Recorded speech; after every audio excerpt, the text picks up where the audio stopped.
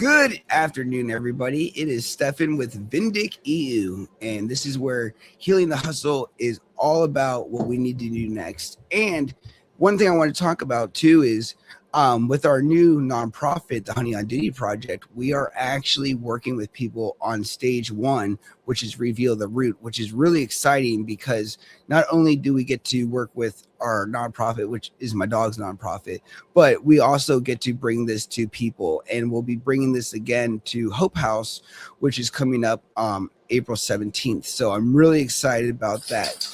Healing the Hustle is all about understanding that healing isn't a luxury, it's a necessity.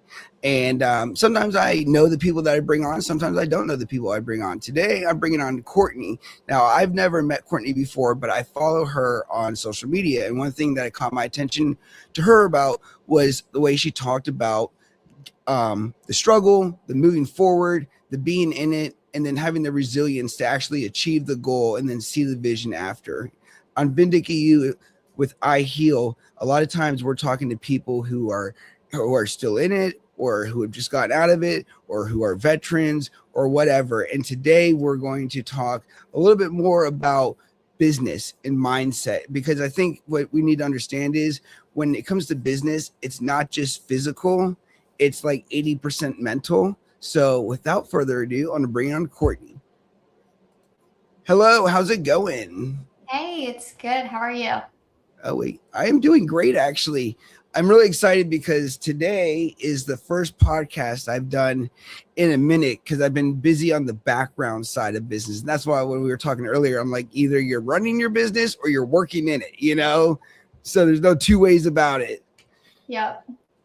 So welcome to the show. As I said earlier, Vindec EU is all about healing the hustle. And one thing is entrepreneurs and people that really take life into their own hands is the struggle, you know? And one of the videos I was listening to you, I think it was like 2 days ago, and you were talking about your husband. You said you were going to set a goal to double your income, and then your husband told you to triple it, and you started to feel a little bit uneasy about that. And you know, I think that is the perfect thing, because when it comes to success, you have to have an end game. What's going to happen, you know, when you get there, right? And talk a little bit about your business and about, you know, the last 10 years, how, you know, the struggling and, you know, really kind of just letting it go day by day has really helped you evolve. Yeah, that's a loaded question. So well, it's a long show. Yeah. So basically, so what I do now is I have a digital marketing agency. We do a lot of marketing for the trades, and we do like system CRM setup. So that's kind of where we are now. We started as me by myself, a virtual assistant who hated corporate. I got a job in corporate right out of college, and I was like, this is going to be great. It's going to be wonderful. It's what everyone says you should do. You should get the degree, and then you should get married, and you should get the job and like have the kids and all the things. And I was like, okay, can totally do that. No biggie. And 6 months in, I was like, I can't do this. I have people telling me what to do every day, and that doesn't flow well with me. And I've got, you know, I was miserable. I was sitting there and I just was like, this is not what I'm meant to be doing. Like there's got to be more. So I told my husband, who was finishing college at the time, we were dating then, and I was like, hey, I know I just got this job, but I got to stop. Like, I can't do this anymore, and I'm going to just start a business. And he was like, you know what? Like, fully support you. Like, if that's what you want to do, let's do it. So I took a few months and figured it out, and I started as a virtual assistant. So it was just me kind of basically doing what I was doing throughout college for people, but virtually. And so I did that, and then we ended up selling everything we owned and traveling full time. One of the best things we ever did. We did that before we had kids and right after we got married. So it was really just being able to explore, which was wonderful. And then we moved to South Carolina after some struggles with traveling, like got literally stranded in the desert. It was a whole thing. Um, so we moved here. My husband started his business, and then we found out we were pregnant like shortly after that with our first, and we were not planning to have children yet. And so that kind of took me into the like, oh wow, like I have to provide for a family, and like we are like settling roots down, and that was kind of not our plan. We were going to go travel more and just kind of do all these things, and it made my business evolve. So over time we went from just me working one-on-one with clients to stepping into my husband's business. He had a home service business. He did epoxy, and he grew it, and he was doing phenomenal, but it was just him. Again, like we talked earlier, right? It's like normally just like you start and it's just you. And so we did that, and he asked me to step in and help him with it. And so we had the challenges of, okay, well, I have my business, but he has his business, and we're kind of like merging them because my business supported him. But really, it was just us two working together. And we did that, and we found the gaps in his business, and that's what led me to the marketing agency. He had a ton of he needed all the pieces. He needed the operations, he needed the marketing, and I was really great at the operations side, and we hired out the marketing and SEO, and we just found that a lot of people didn't get it because they'd never been an operator. They didn't know what it took to run the back end of the business, and so we navigated all of those challenges, and I was like, I can do it myself. I was like, I'm smart enough to figure out what it takes to do marketing. And I mean, that's what we did. We just tried and tested it, and then it worked really, really well because we were thinking of it from the operator side of a business, not the marketing side. And so we just applied those pieces, and it was phenomenal, allowed us to grow and scale and sell his business. And now we've got our full focus on the marketing agency, and that's kind of like where we sit today, is like how we help people on that side of it, thinking like an operator, not a marketer. I kind of like the story. Me and Lacey, we met through photography. I was a photographer. She was a model. And you guys met in high school, you said, or college? So technically, my husband's younger than me. He was in 8th grade, and I was a freshman. So nice. So with that, traveling around, did you guys have an RV or just out of the car, or? We remodeled a camper. So we had a dually, and we pulled a camper behind us. Nice. So we boondocked wherever we wanted to go. So what made you like settle down instead of just being like a YouTube family that travels all over the United States together and goes to all the cool amusement parks? Yeah, we had every intention of continuing, but we wanted a break. So whenever we got stuck in the desert, we had damage to our camper. And so we had to get an emergency tow out. And then one of our tires blew like shortly after that, and it went up into the floor. And so there was just a lot of repair work. So that's when we said, okay, let's just go.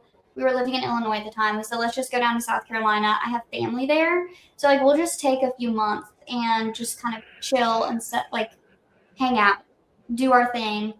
And then we ended up saying, let's stay for 1 year, just kind of give ourselves a break, find a new camper, or fully remodel that one again. And we found out we were pregnant 3 months later. So we said, never mind. Well, yeah, kids tend to change your plans, and for a good reason. I do miss being the up and go type, just being able to hit the road, because I used to be a motorcyclist. So I've ridden to California on my bike. I've ridden, Florida back, from Virginia a bunch of times. And there's a love and a loss, but I think in the end, it keeps you more grounded because it makes you really feel like, wow, now I really got to build a foundation. Now it's like game time. It's like one thing when you're like dating and you're just in a relationship, but now when you're like playing family and it's real, and now we're responsible for other lives. I think in a way that's probably the best thing that happens to older or young people who do have kids. Because I was 25 when Logan was born, and Lacey was 21, I think, when Logan was born. And then fast forward, we're much older now. But how old were you guys when you guys had your first kid? So I was 25. My husband was 23. Okay, almost on the same timeline. There you go. So with that, now his business is what? What does he do? So he used to own an epoxy coatings business, and we sold Okay. that. And so now he works for me. Very nice. Yeah. You can decide whether he gets to eat or not eat that week. Like Lacey's my logistics person. She's in charge of all the money and all like the big stuff. I honestly tell people that you'll enjoy talking to her more than me. And a lot of people have told me that she needs to be the boss and I just need to do the work. And I'm like, all right, I'm cool with that. Less responsibility. With going forward, though, what would you say some of your biggest challenges were transitioning into an entrepreneurial lifestyle versus just being on the road, kind of being here and there? Like, tell me a little bit about some of the things about getting established as a business, especially with marketing, because it's difficult, especially when, there's so many people in it and you have to carve out a niche area for yourself. Yeah, so we'll focus on that side of it, because obviously when I got started in virtual assistants, I don't feel like it was that crazy hard because I was working just one-to-one. I just needed one client. Now it's an agency. I have a team. I have payroll. Like, I have things, people to keep their livelihoods going. So I think one of the biggest challenges that we have run into is setting myself up as the expert in a man's world. So again, all of our clients are heavy in the trades, and I prefer it that way. Like, I love working with men in the trades. Like, I get them. I understand how they operate, how their businesses operate. But it can be difficult because I'm a small woman, and they're like, why would you know anything about, the trade in this space? And I understand that, especially from just like the bird's eye view of it, right? So setting myself up as the expert initially can be difficult. Of course, once I have conversations with people, it makes it a little easier. But also just like completely shifting the model of our business. I think that was like a really difficult from the internal side. Again, I worked one-to-one. I was the type of person that I'm a very introverted person normally. So to get in front of people and like be constantly selling and bringing in clients, like that was a huge adjustment for me mentally, because it was exhausting. And I was like, also have little babies. We have 4 kids that are 4.5 years apart from oldest to youngest. So we were in a phase of like, okay, we're doing this and we're completely shifting our business model. And we have a newborn and 3 other toddlers, and there was just everything needed my attention and everyone needed my attention. And so it was a really big shift for me of what gets my attention and what gets my time and what is the priority. And that, I think, was the biggest hurdle I had to overcome, especially because I was trying to focus on our local market. I used to work solely online, and now I work both clients all over the country and clients in my backyard. Yep. So it was a big shift mentally for me to make that adjustment. I can relate to that. We primarily work with trade services ourselves, which mostly real estate, medical and dental, and then businesses. So a lot of small businesses to large scale businesses. And one of the things too, and it's not even just being a girl, or, small, even me being a man, it's difficult because I think a lot of people are used to like being sold snake oil. Like, they talk a good talk, but when it comes down to delivery, the quality's not always there.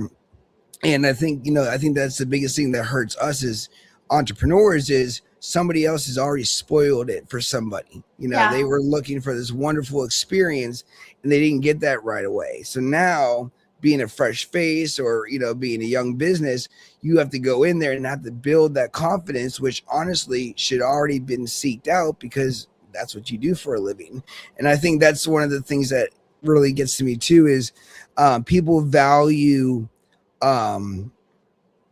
like almost like it's like almost like a favoritism over what actually is the best for their situation. It's like, oh, well, that guy's cheaper. Okay. Or that, oh, this or that or whatever, or I'll just do it myself. My friend has a quote that says a business owner will spend any amount of money as long as he doesn't have to write a check.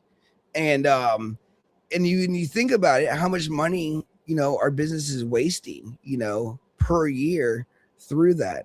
So when you started, talk a little bit about the the coming together part, because you had just had kids. Did you have, like, my wife dealt with a little bit of postpartum depression. Did you deal with that and stuff like that? I had a lot of health issues with my pregnancy. Okay. And they were all pregnancy-induced health issues. So they only happened when I was pregnant, and within like 6 months of having the baby, they were gone. And we're like, oh, great, of course. Part of the reason we had our kids so close together is because I was like, we didn't realize We're not doing this. Yeah. So once the third came around, we're like, oh, these are issues that are just continuously reoccurring, and it's getting worse every time. So we're like, we know we want 4, let's have 4, and then like, let's be done. Again, for health reasons and for the baby's safety in mind, like we were like, we don't want to push our luck. Like we fortunately had all of them and like no major health issues after birth. So that was really hard on me mentally, just dealing with the pregnancy and trying to work. But I dealt with very extreme postpartum anxiety. So not depression, like I didn't have any issues with that, but it was just the constant anxiety of like everything. Everything made me anxious, which then made it hard to function, which made it hard to like do things. And by the 4th, it was better because I recognized it earlier. I knew exactly what to do to help with it, just like little things. And he slept. Surprisingly, like none of the other kids slept through the night, and he did it 2 months. Man, you don't take something for granted until you like lose it and get it back. You're like, oh wow, that was needed. But it was really, really hard in those like 5 years or so. What do you think the hardest part, like looking back on it now, where's the most of the heartache? Is it internal, like what you're telling yourself and what you're, processing in your own mind, or is it an actual reality where life, besides the sickness, your life in your mind is not going the way you thought it would, or you don't have the confidence that you thought you had, because now you're faced with these new challenges that you don't know what you don't know. So how do we know how we're gonna act? Yeah, I think that it was for me more on the side of my brain trying to tell me something's wrong when there wasn't anything really wrong. Because of course, like we both had businesses, we had major ups and downs, we had great years and we had really low years, we had all the stressors of business in general, which I can handle all day long. Like business, like stress in general is not hard for me. It's like, anyone who struggles with anxiety can understand that like something will happen and it will trigger my anxiety, and then for the rest of the day or coming hours or whatever, it doesn't just go away. And even though I mentally can sit here and I can physically look around me and say, nothing's wrong, nothing's on fire, everything is okay, like you're good, my internal like nervous system is like, absolutely not, everything's on fire around you and you are not okay. So I think it was dealing with I know that nothing's wrong, but I feel like everything's wrong. And it was always the little stuff that would trigger it, like a kid getting sick or a client leaving, which at the end I'm like, who cares? Like more money will come, more clients will come. And I can say that now and be way better. But in the moment, I was like, the world's ending. And then I'm like, well, actually it's okay. But my body was not catching up with that. No, I like that. I share that same thing. With the whole losing a client, or maybe you've been going back and forth with email, and then you get the email that they've gone a different direction, and it's like, really, 40 emails ago you could have said that you might be going in a different direction, like say there's a little bit of time. But one of the things we do now is like, oh well, fuck it, we'll get another one, like, you know what I mean? And you share that resilience, and I think that's kind of like being battle tested. It's like, my faith is so strong that I believe that I'm going to be successful eventually, that this one doesn't hurt, you know what I mean? Even if it is a big client, like last year during COVID, we lost a couple big clients, and it really sucked, because those are big ticket prices. But you just realize, exactly what you're saying. It's like, do I bury myself in turmoil, or do I get out of this? Now, you were talking about anxiety. I deal with a lot of anxiety too, especially being on edge, where I can be like, especially like when my dogs bark and they get into it, like I can get like really hyped. All right. With your anxiety, what was it like, and what would trigger it? Yeah. A lot of the things that would trigger it, like, are the little things. Like, all the kids are fighting at the same time, and I'm trying to do something for work, and I'm like, I just need 5 minutes to send this. Or I'm cooking dinner, and all of a sudden, like, again, kids start fighting, or even they're just playing, but they're like exceptionally loud. It's like the moments where it's like an instant overstimulation tends to trigger the anxiety more than anything else, or big crowds of people for me. I don't love like being surrounded by people. I'm okay with big crowds if there's space. Yes. So anything that will overstimulate me is what would trigger the anxiety, and then it would again trickle into like the rest of the day. And for me, it's always the like no one would know I'm dealing with it. Like a lot of people are surprised when I tell them I have been a very anxious person in the past, and I deal with a lot of that. A big like it's the heart starts racing, and I start like just like kind of spiraling over my thoughts of like, okay, what's going on here, what's going on there, what's this happening, and it's just like the overreaction to something that doesn't matter. Yeah, I always feel like the water is like getting higher. You know what I mean? Like you kind of feel like everything's like building up and it's getting louder and louder and louder, and like you want it to stop. And sometimes, you know, that's why I love talking about mental health, is because one, we all deal with it. Whether you get stressed out to the point where you're screaming to stop, or you can handle your stress and it doesn't bother you as much. I think the idea is trying to figure out like the key sources, and like for mine, I think a lot of it has to do, at least in the beginning, is the uncertainty, being a business owner, not knowing if it's going to work. Like you mentioned corporate world. Well, maybe you didn't like people telling you what to do every day, but you were getting paid every day. Yeah. Now you and your husband, just like me and my wife, we only get paid when we get a client, or when clients are doing transactions with us. Until then, there is no safety net. There is no 401k. That's all built through the company eventually. Mhm. Is his mindset the same way? Is he get kind of antsy too with anxiety, or is he pretty cool and calm? No, he's really chill. Like he doesn't. I mean, of course, there's like the little bit of like, oh, like we got to make sure we have clients coming in and this and that. Like the typical business things. But for the most part, he's like really one of the most chill, calm people, and he's just Now, like, hey, it's fine. now with your sicknesses, I would love to learn a little bit more about that. So, you had postpartum anxiety, and Mm-hmm. that's mostly due to all the complications. So tell me a little bit about life like that. Like how did it onset? How did things go? Was there ever talk about something happening to the baby? Go for it. Yeah. So with each pregnancy, it was a little different, but like the same things. So the first pregnancy we had IUGR, which was like the baby was just small, but I am small. So I mean I didn't expect to have big babies, right? Like I knew like we would be small. So that was part of it. So we were monitoring for that. And then we had a marginal cord insertion, meaning that the umbilical cord was not quite in the center. So there was like risk that it could just like stop or not work as well in delivering, blood, nutrients, and things to the baby. So I had a lot of monitoring with my first pregnancy because of that. So we had like I was at the doctor's 3 times a week and dealing with all of that, and we ended up inducing early with her, and she came out blue, so she wasn't breathing. So that like of course triggered a ton of anxiety with her pregnancy, because it was just like my first one and so many things happening and so many doctor's appointments and just like a lot of what felt like negative talk around the pregnancy. And then my second one, we actually had like a fairly normal, almost no issues other than him being small. But again, I'm small, so she's like, maybe it's just a you thing. But he came 5 weeks early, like on his own, out of the blue.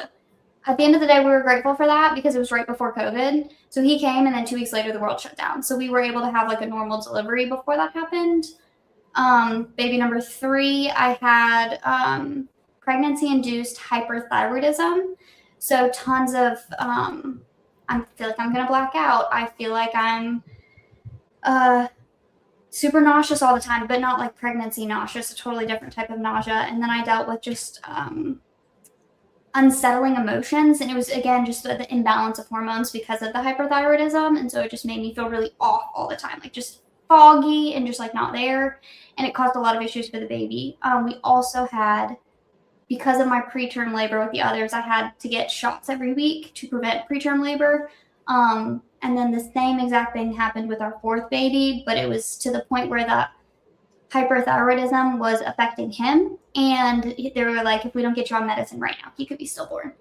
And so that was like 20 some odd weeks in. And I'm like, great. Like, I've already had all these like traumatizing pregnancies, and like labors were never like bad, but we had to be induced with all of them. So it was just, just forcing it.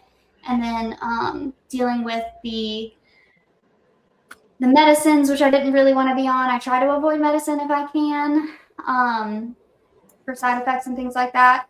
And then just going into the end of it, it was just heavy on the doctor's appointments. When with my last pregnancy, I'm not even joking, between nurses at my house and being at the doctor, we were there like 4 and 5 days a week for the last like 3 months of pregnancy, which was like all I could focus on was that. I'm like, how do I work when all I'm dealing with is like making sure me and this baby are alive? So what is the mindset of that?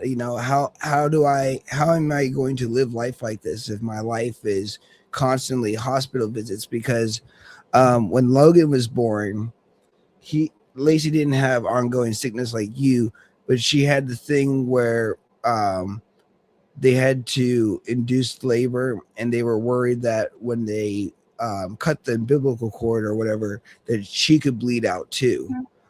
So I kind of understand that, because we used to go down to VCU, which is in Richmond, about an hour away, all the time with Logan, and I love this. That's why I like this conversation already. Is it's the same thing. It's like, okay, so I'm a parent now, and I also have to be a parent to my business, because if you think of it, a baby and a business or a puppy are very much like the same things. Yeah. 24/7 around attention, always getting into things, always fixing things, always making sure things don't break. What is that like? Like, are you ever contemplating the 9 to 5 game, where it's like, fuck, this may not work out? And talk about that. I think you're not an entrepreneur if you have not done what we call the LinkedIn scroll, and you're like, oh, what's out there? Like, what have we got going on? I applied for jobs so many times over the course of the 10 years that I've owned a business, because I'm like, I don't want to do this. This is stupid. This is frustrating.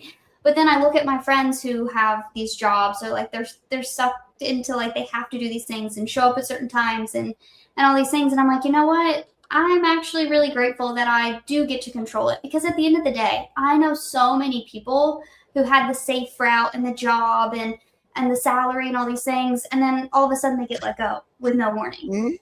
So it's not safe. I would much rather control my own destiny. And I think a lot of that, again, I've been like this my whole life. I've never been a people pleaser. I've never been one. Like, I'm very straightforward, say it how it is.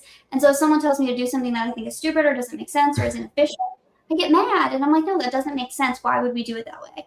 And that doesn't flow very well for an employee. So it's easier for me to say, you know what, I think I can do a better job, and I can make way more money for myself and my family and provide, even through the ebbs and the flows. Like, even through the times where I had down to no clients, or in COVID, we lost $40,000 in revenue that year in like a month because all these people were freaking out. Like, even in all those moments, our family was still provided for. We were able to still pay our bills and like of course, again, it ebbs and flows, right? Like, we're not always taking all the cool vacations, but we're still providing. And I think just knowing that I can control that myself rather than being in the hands of someone else, to me, it's like a no-brainer. Well, yeah. And when you work for yourself, the appreciation doesn't come from other people that makes you feel good like a boss. It comes from yourself, knowing that you can do this. There's a lot of things as a business owner where we're wearing all these different hats, and then we're also the student and the professional at the exact same time. And we're just trying to navigate. And I think that's the thing too, is, you know, a lot of people think, like, for instance, when I started doing my videography and photography business, I thought, well, you know, if I always have really good pictures and high-end cameras, of course people want to hire me. You know, got a great image. But then you start to learn that that's great, but there's also a million other companies out there that have great cameras and great images. And then you also start to understand that it's not about great images. It's about relationships. It's about building trust with people. It's about networking. It's about emailing, you know, and it's like, wait a minute, I thought I was supposed to take photos. Oh, wait, I'm running a business. I'm not in a business. And then also, to your point too, is when you there's nothing wrong with a 9 to 5, but there is a saying that I do like, and it says, my worst case scenario is your daily reality. So you know what I mean? My, you know, worst case scenario, I'll have to go get a job, you know what I mean? But it's not like it's good or worse, because like my father, who's worked for NSF and NOAA, National Oceanic and Administration, you know, he had a great salary, but 9 to 5, you know, every week, had to drive into DC, commute, you know. And if you have a kid, like, you know, we have with Logan and your children, and they have appointments, that eventually gets old with people. It doesn't when you're the owner. And it's like you almost get to take more care of your life as a business owner than you do by working, because everything has to be an excuse of why you can't be at the job site. You know, if you can't be there and something happened right now, we both have the luxury to just up and go. Or, you know what? Hey, I do want to go to the beach today. Well, we're going to the beach today. You know what I mean? With when you're in the mindset of the sickness and going through that, and I've been on the LinkedIn thing too, where I'm like, yo, that's not too much. That's, no, like 175,000 a year, not too bad. You know, it's a little bit of a cut, but you know, at least I don't have to work on the weekends. But what shifts in a true entrepreneur's minds, like you and I, when this happens? What kept you from just pushing the X button on the browser and getting back to business, or doing one more thing for your business to push forward? Like for me, it's like, I just know that if I try to work for anybody else, I'm going to get fired. And I have been fired from a lot of jobs before, because I'm just not good at working for other people. I'm good at working for me.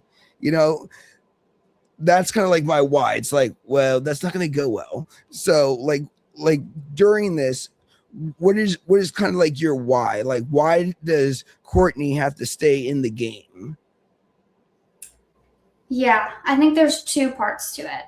The one part is I'm a mom and a wife, and I want to be present with my family when I want to be present with my family. And I don't want someone to tell me I can't be. We homeschool our kids, and part of that is we want to spend more time with them.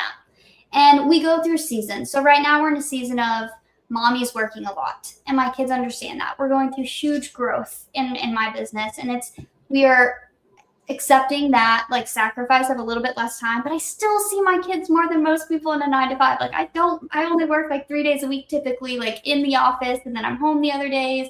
My husband's with them when I'm not home. So like they're always with one of us 90% of the time. And we really value that. That's extremely important to us. Also, the ability to say, like, we do it all the time, like, hey, let's go on a trip this weekend. Or, hey, let's go Monday to Great Wolf Lodge. Kids love Great Wolf Lodge. So we're like, hey, let's go up there. And like, we can do that because I don't have to report to anyone. So that's like the one side of it, right? Like, it's just really the family, that is so important to us that we are not willing to be stuck in a job to do that. The other side of it is I truly love what I have built, and the ability to build this with my husband from the ground up. And like, this is ours. And we are helping other businesses where we have been there before. We have owned the home service business where we didn't know what to do and we didn't know how to get ourselves out there. We've walked the walk, and we can now go to these people and say, we know this works, and they trust us. And like, I can help transform their lives and their businesses by helping them get more visibility and more leads and better systems so that they're not tied to their computer or their desk every time a lead comes in. Like, those two pieces are really like, I could talk about them all day. Like, so passionate about it.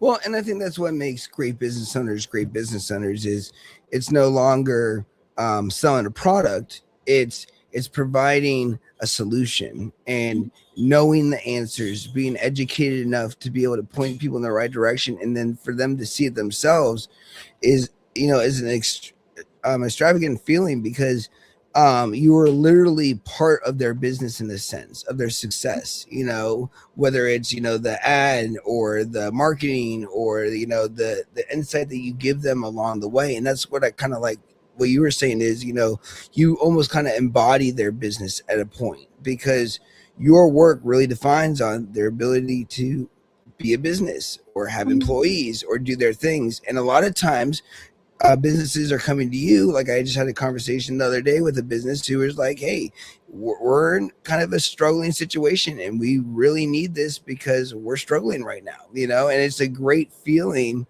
to be in that, to be like, wow, they're coming to us as the experts. Like they can go to corporate, but they came here, you know what I mean? So it's like, I'm competing with corporate, you know what I mean? And then it's like, oh, so I'm not the small dog anymore. I'm not this little person, I'm a provider, I can do things. And I think that's the best thing about entrepreneurism is it, for me, I think it gives you the ability to want to take on bigger challenges where it's like, yeah, I'm tired of paying for that. We're just going to figure out how to do it ourselves. And honestly, in today's world with AI, I mean, how could you not read the writing on the wall and go to town with it? I mean, 100%. So tell me a little bit about moving forward. Okay, so you had your kids, businesses started. What were some of your rough years like? Like, what would you say like the biggest mistake in business you've ever made with a client? Something that like it's maybe a little bit funny now, but back then it was not funny. I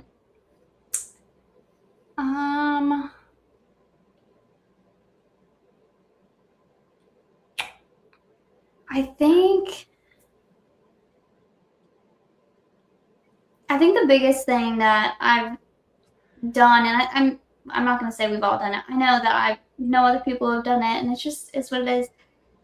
When you're growing and you're trying to figure things out, sometimes you take something on and you're like, oh yeah, we can totally figure this out. Like we may not know how to do it yet, but like we'll totally figure it out.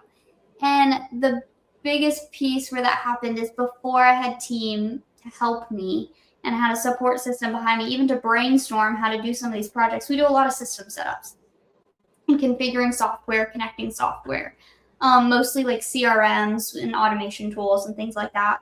And I had this one where it was set up already and I was trying to fix what was already there.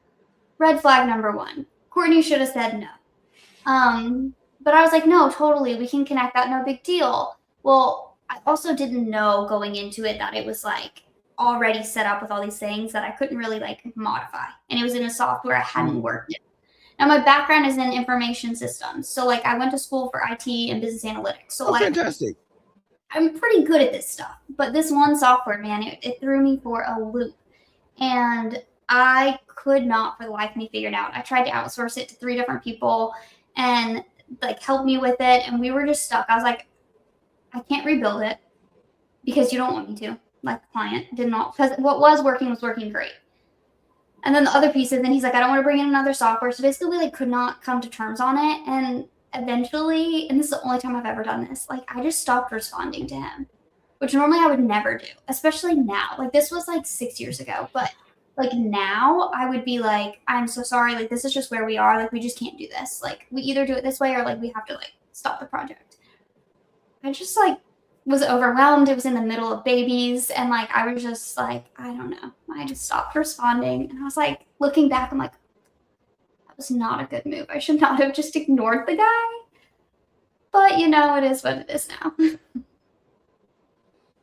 Do you think, what do you think caused that separation? Because I've actually, in the early stages of Good Luck Steph, which is my production company, I have definitely made some mistakes and done, I wouldn't say bad business. It's just, let's just say the bedside manners definitely weren't there. and one of those situations is very much like the situation you're talking about, where the communication stops, and with that you kind of feel guilty because it's kind of like the friend that you owe $20 to, and they keep calling you for 4 days asking you if you can give them the $20 back, even though you can just cash app it in a minute. Or it's like what do you think, like, mentally? Do you think it's just an experience in just not wanting to deal with it, or not knowing how to deal with that situation? Or do you think it's just like the pregnancy and everything that you were going through at the time? Like, what do you think was going on where today you wouldn't do something like that, and you would actually be able to give an answer, whether, whether they were happy or not? And that's just being honest. Not everybody's going to like your honesty.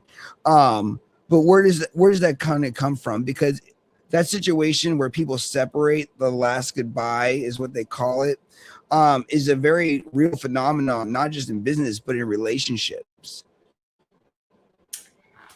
Yeah, I think it was probably one, the like mental fatigue of like having so many little kids, and I was home with them full time while working. So again, it's not like we had someone coming to watch them while I was working. Like, I'm working while they're running around during nap time, early mornings, evenings. So there was a lot of burnout, I think, at that time.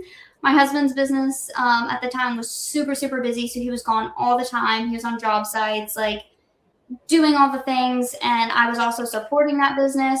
So I think part of it was just being so spread thin that there was just literally no time in the day. And I was like, this is just one problem I don't want to deal with, because I've tried everything I can try and I just don't have the answers. I think the other part of it was this fear that he was going to come back and be like, well, like, what are you going to do to mitigate it? And like, there wasn't anything to mitigate. And I was probably the sense of like, is he going to ask for money back? Is he going to ask for a refund? Because I've already put in way more work than this project was worth. And again, hindsight 2020, wouldn't have known that, but I'm sure that was a huge part of like the fear of, is he going to ask me for a refund? And I'm already too burnt out to deal with all this stuff. And we were newer it's not like I was cash flowing all this money. Like, it was not super high revenue at the time. So. Yeah, no, and that is a real thing, especially when something happens in business. And that's also why, being in business, like I said earlier, I really believe that it's like 80% mentality and 20% physical, because part of that 80% is you, the person that is actually inside, like myself, my own worst enemy, going at you. You have a client who's now unhappy. You have a family that needs to be taken care of. You probably have animals, you know what I mean? And it's like, well, what do I do? Because I'm trying to satisfy all these things, but only a couple of them are going to be happy if I do XYZ or, ABC. And what you were talking about earlier was actually in one of my core modules, number 3, which is the timing. What you give yourself, what you take from yourself, what people give you, what people take from you.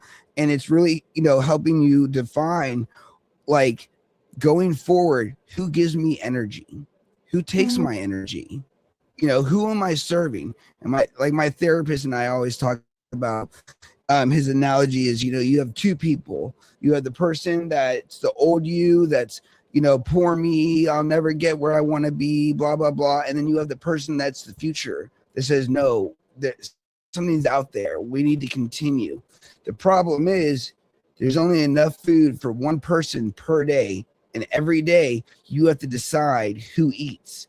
Where does Courtney kind of fall in that? Like, how do you stay motivated? Because, it's got like kind of like a game of torture.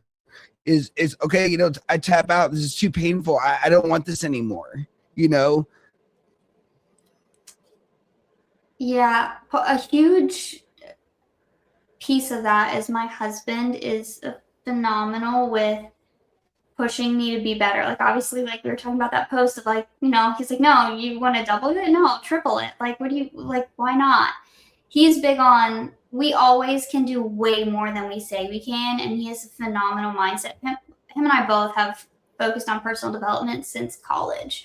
So you're talking, I don't know, 15 years or so that we've been pouring into ourselves and our mental like ability of like really like there is no victim in mentality. Like we're very big on you can always do better, you can always be better, even if you don't hit that goal. Like how much further along are you than if you would have went like lower and smaller, right? And so he's a huge attribution to my ability to just step in and be like, no, I can do it. I've also always been a really highly motivated. No, that's not right. Highly disciplined person. Motivation comes and goes. We all know that. And of course, there's days that's where actually true. Yeah. Yeah, a lot of successful people, sorry to interrupt you, but a lot of successful people tell you that motivation is bullshit. It's exactly what you just said. It's the discipline and the grit to get back up and do it again, especially when it sucks and it's not going how you wanted it to go. So continue. I love our conversation.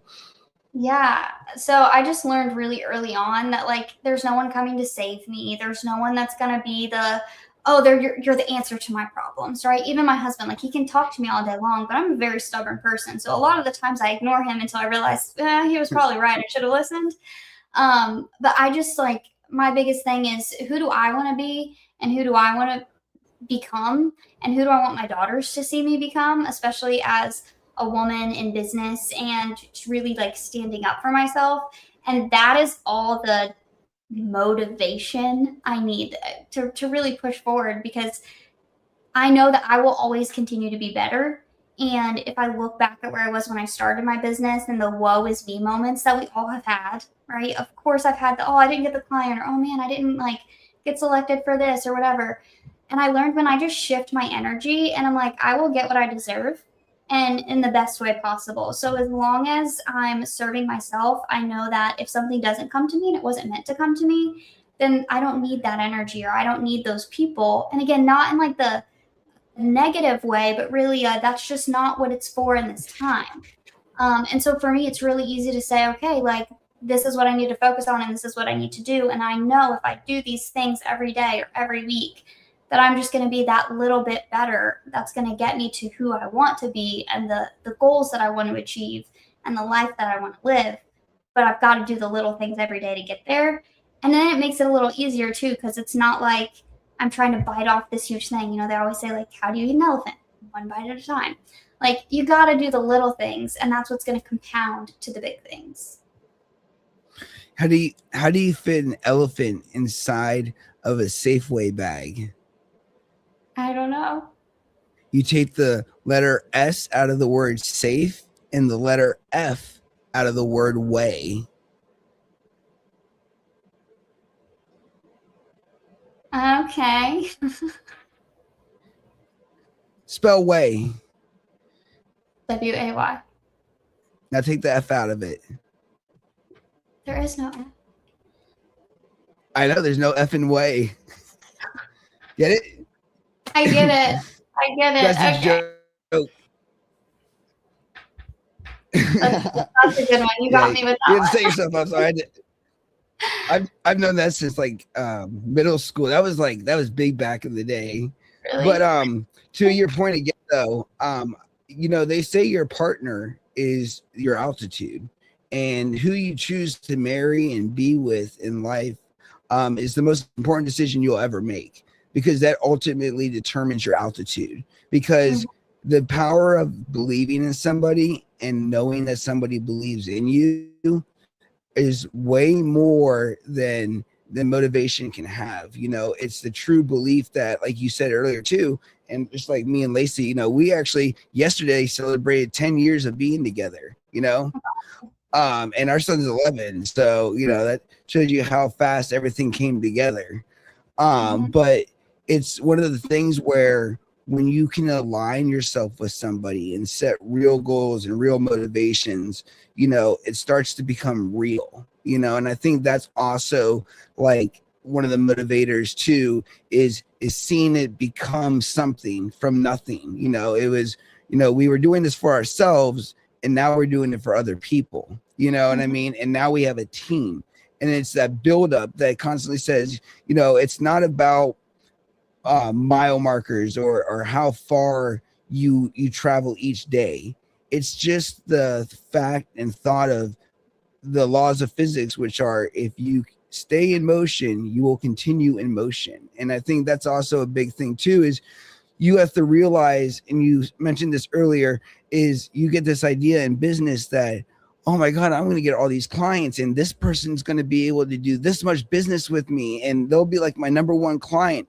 And then you get this reality that the people that you want to be in your life and how they serve you in certain aspects aren't always the reality.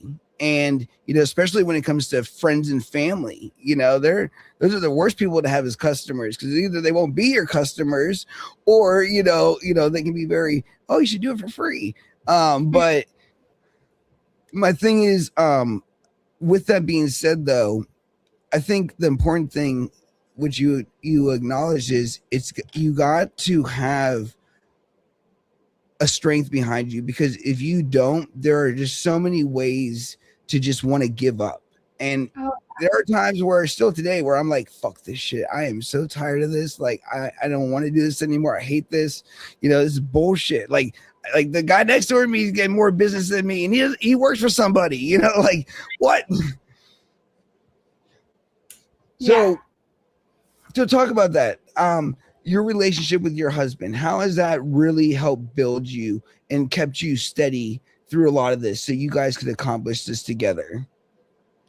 Yeah, I mean, part of it I think helped that we actually, like, we've grown up together. So he was 13 and I was 15 when we started dating. And so we have literally experienced like every phase of life together. And so it's really cool to see how much we've both grown, but two, we know how to support each other, right? We've learned through and worked through the levels of like, okay, like this is what each other needs to be supported in the different moments of difficulty with business or life or whatever. And so having that time to grow together was huge for us, but also just having someone who I can talk to about business, but also talk to about life. We really complement each other really well. I'm very much what you would call like the integrator. I'm the systems person. I'm data oriented. I typically am behind the scenes. Obviously, we've shifted a lot of that. So now I'm very much the face of the business, and I'm out networking and doing all the things and more of the visionary. But he traditionally, like, he's the visionary. He's helping me plant the vision for the business. Yeah. See the pieces that I wouldn't be able to see because I look 1 to 3 years out. He's looking 100 years out. He's planning for our great grandchildren and all these things. And I'm like, in Mars. Yeah. I'm like, I never like think that far because I'm too detail oriented.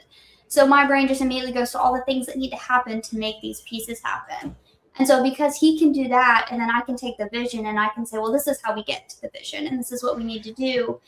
It's just really been awesome to see that blend. He's also, again, personality wise, we're very different. So I'd say we're both more on the introverted side, but we can have a conversation with anyone all day. I think part of that's just owning a business, right? You can just jump right in and seem like an extrovert. But I'm very blunt and straightforward, and I'll just tell you like it is. And I don't sugarcoat anything. And he's very much the person that everyone loves and they love to be around. Yeah. Just so nice and kind, and he's just like great with words and all these things. So just having that ability to like lean into each other's strengths and weaknesses has been huge for us because we just blend and mesh very well. We've also had a lot of conversations, and we spend a lot of time communicating, both good and bad. And that has been instrumental in developing our relationship. You know, the ability to be able to communicate. Also, personal question, do you guys fart in front of each other? Because if you do, you have a very healthy relationship. I've been reading that all over the internet lately and all these like mental health blogs, that if you can, do that, you can be yourself in front of the other person. And that's a very good sign of a very healthy relationship, which is kind of funny because it's like healthy and then the word fart doesn't seem so the word healthy, because that's like gas. So it's like, right. But no, that's awesome. And that's pretty much what me and Lacey are, and that's why that's so cool, because we're complete opposites. She likes horror films. I do not. She likes more EDM music. I'm more like alternative rock and like kind of laid back. And I'm the same way. I'm the person that's like, we should do this, this, and this. And Lacey's like, whoa, buddy, you need to slow down here, okay? So this is what's going to have to happen, you know, just like what you were saying. So I think having that yin and yang is really important because it allows you to be able to deal with different situations. There's been times where Lacey has said, "Oh, we should take on this job," and I'm like, "Really, this one?" And she's like, "Yeah, I think it'll be fun." And, you know, or you know, there'll be another thing where it's like, "Oh, I like this," and she's like, "Oh, I don't think that's the answer," you know. So I think it's good to have that perspective. Plus, when you're a husband and wife, you're working for the same team, you know.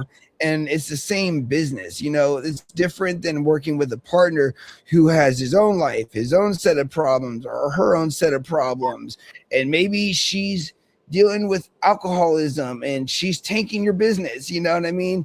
So with you, you know, husband and wife, you can be a little bit more honest and I would say still kind, but more brutally honest.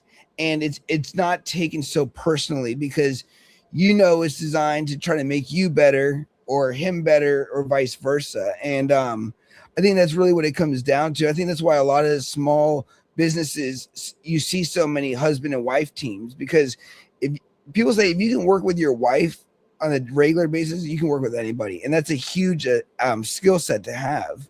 Yeah. No, it is. And that there's definitely a balance. Like you said, it's one, you can be more honest. And I do agree. I feel like there's ways where I can go to him and I can say, like, hey, I don't think we should do this way, or, you know, whatever it may be. And I know that he takes it and he knows that I mean it from a place of love and respect, even if it doesn't always sound that way.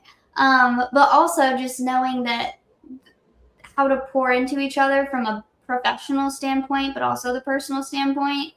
And the communication side of like for us, there's times where I'm like, business talk has to stop. My brain is done. And I get that. And I know sometimes he might get frustrated of like, man, I just really want to talk about this because like it's his brain is going and the ideas are flowing, that kind of thing. And I'm just like, but my brain's not. So, and just understanding like, hey, we'll pick this back up tomorrow. Or knowing when, okay, we've talked about the business and we've talked about the kids. What else could like, let's find something else to talk about or find our time doing something else, because it's easy to fall into the everything's always about business or family. And so finding like we both have hobbies outside of business and family so that we have other things that other people we can see sometimes, but also like other things to talk about. And I think like all those things flowing together has helped us a ton.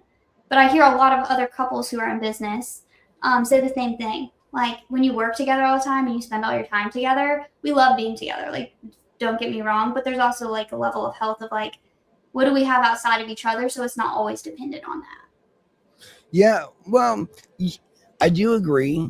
And I feel like as you get more established, your kids get older, you kind of are able to break off, you know, but in a sense, like when you were with you know, your kid in and out of hospital visits, or, you know, my son, you know, he had speech therapy, he had food therapy, he had to go down to the clinic, he had to go here, he had to go there, you know, you really find out, I think that is what marriage and business is like. It's the day-to-day operations. It's not the honeymoon phase where you're like, this is a great idea, or I love you and I can't wait to see you.